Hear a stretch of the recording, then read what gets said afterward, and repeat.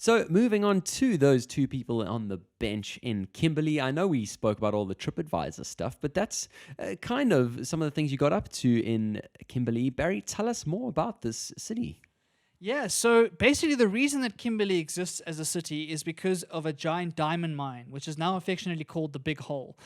And it really is a huge hole, right? So it's the biggest hole in the world that was dug by men, not equipment. So there's no machinery or anything. People dug it with their hands and with Right. shovels and explosives and stuff. And so it is really a sight to behold, and it's the major tourist attraction in Kimberley. It's kind of the big thing you go and do when you're there, excuse the pun. And basically this diamond mine is so big. Let me give you some stats to illustrate how big this hole is and what kind of impact it had.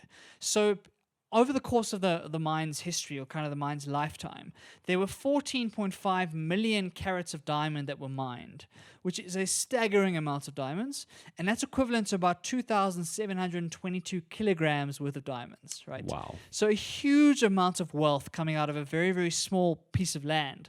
And so while it's a big hole, it's still not big in the sense of like kilometers wide or anything. Like it's one hole that had that much diamonds in it, which is crazy. And those diamonds were formed by a volcano that they think erupted about 9 million years ago, that basically forced those diamonds up from the core of the earth into the sediment that's Right. able to be mined.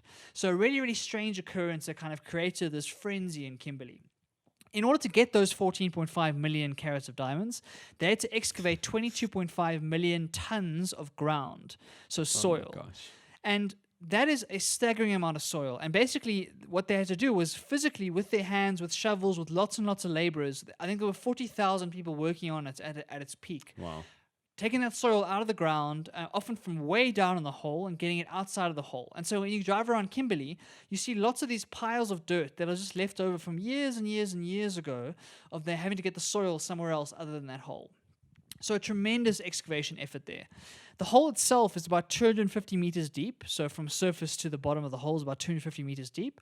And then there's also 2 kilometers of tunnels underneath that hole where they were looking for Wow. for other diamond deposits.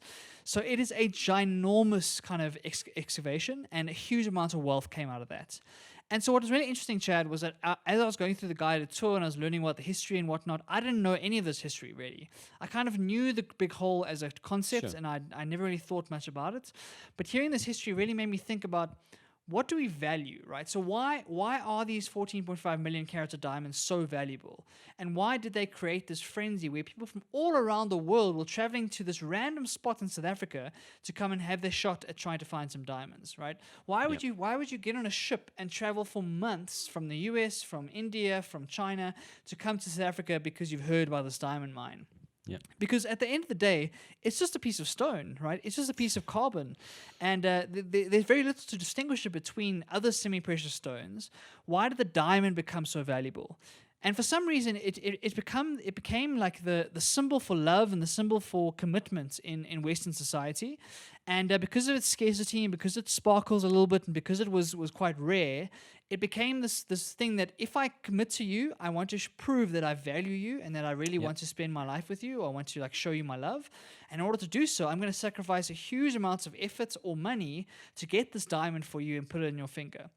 And this kind of value transfer is very bizarre, because if you look at the cost of getting those diamonds to the surface, it's obviously significant, but it's nothing compared to the price of putting a tiny 0.5 carat diamond ring on someone's finger.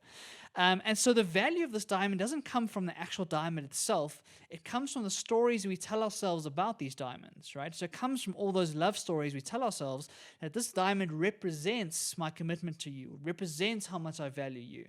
And so companies like De Beers and these big diamond mines made huge piles of wealth on the back of these stories we tell ourselves, which I thought was interesting. Absolutely fascinating. We spoke about this Netflix documentary series, and they had an episode on this. And like you said, De Beers core to that journey and core to really a key marketing campaign that they went about that just changed the face for what it is that we call diamonds these days. And like you say, it's just a stone. Why do we place so much on it? It's a fascinating idea, and in terms of value transfer on the back of love. I mean, if we think of in in the South African community, this idea of lobola, where you have to buy a certain number of cattle for your prospective wife is, it's an interesting one. Why did we pick cattle in that instance? Why did we pick diamonds? I think certainly as far as diamonds is concerned, De Beers and that marketing campaign must be one of the most coveted ones in the world. They really are still one of the big players in the globe on that space.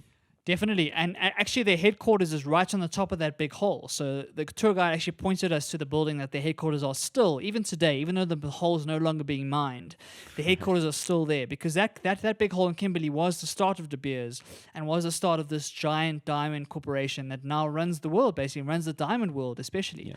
And what I find interesting about them is the way they control supply and demand to maintain the value of diamonds, right? Yep. So there's rumors about huge stockpiles of diamonds that they're keeping secret and keeping away from the markets to try and keep the price at what it is. And so it's one of those things where marketing and storytelling creates value where there is no value, where there is no tangible value. And in the same way that money is just a story we tell ourselves, in the same way that a country is just a story we tell ourselves, the value of a diamond is exactly that same thing.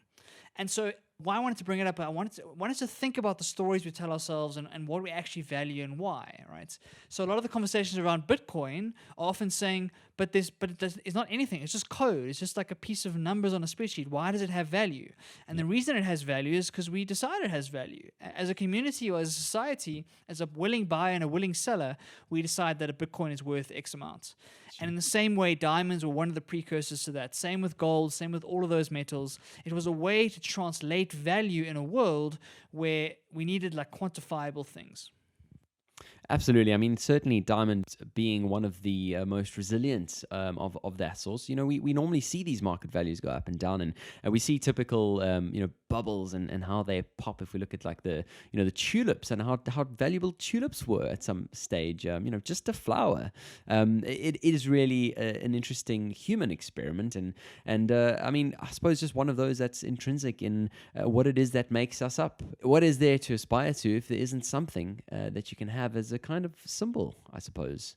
Yeah, definitely. I think we underestimate the power of symbols, especially in the kind of communities that we run in, where symbols hold a lot of value and they really mean a lot to us because it's a means of expressing things that we want to express, but language maybe can't get there.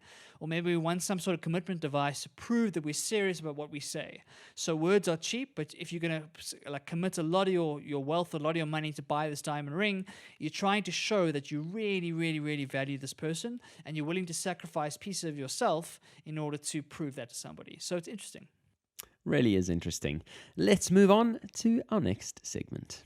Pond, across the pond.